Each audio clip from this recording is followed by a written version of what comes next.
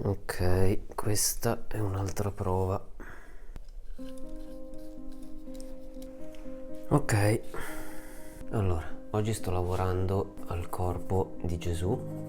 Sono contento perché è un bellissimo lavoro da fare, nel senso che ha un sacco di colori. Ci sono delle luci fredde, ci sono colori caldi e freddi, verdi e rossi, complementari che a me piacciono tanto. Quindi è un lavoro anche piuttosto divertente da fare.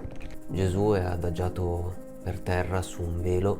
Ho fatto in modo che si vedesse tutto quanto il suo corpo, che andasse poi con le gambe a costituire la base del triangolo che ho immaginato, visto che amo la composizione triangolare e credo che per la pietà sia molto efficace come scelta.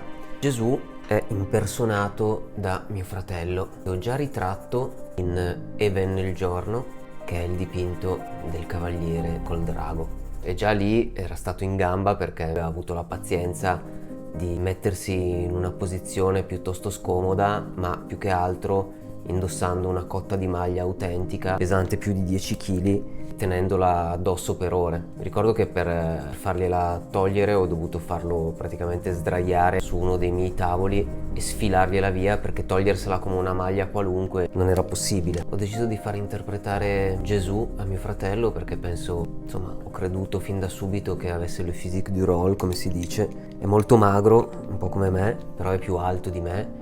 Ha questi capelli castani lunghi. Quando gliel'ho proposto ha accettato, quindi sono stato contento, anche perché non è mai una cosa scontata. Posare per me può essere abbastanza impegnativo, a volte no, le cose vengono in maniera rapida, a volte può essere più lunga la questione, perché insomma c'è da assumere posizioni, mantenerle. Non chiedo nessuna dote recitativa, però comunque cerco di fare esprimere ai miei soggetti quello che vorrei che esprimessero nel dipinto, del pathos, dello spirito, del sentimento. Cerco di esortare i modelli, oltre ad assumere le pose giuste, anche a esprimere, ed è una cosa che è molto divertente e interessante da fare. Il fratello è stato molto bravo, gli ho fatto crescere la barba, avrei voluto che l'avesse ancora più lunga, ma penso sia buona, e in più mi ricordo che lui non ne poteva più, non vedeva l'ora di radersi.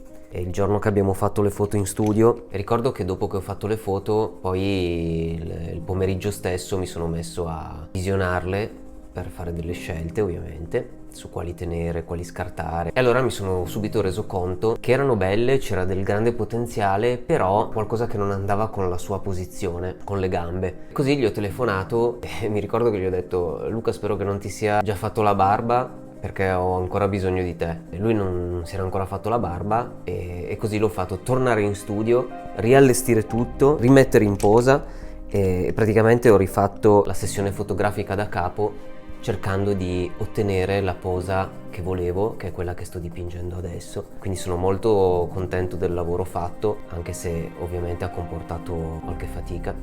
Sono ogni volta delle avventure, tutte le volte c'è qualcosa di nuovo da comprendere, e ogni volta questo percorso mi porta un po' più lontano nella comprensione della tecnica della pittura a pastello, ma non solo, anche nella comprensione di luci, armonie, sentimento, idee. Ci sono tante cose da capire ogni volta, nuove, devo dire molto entusiasmanti.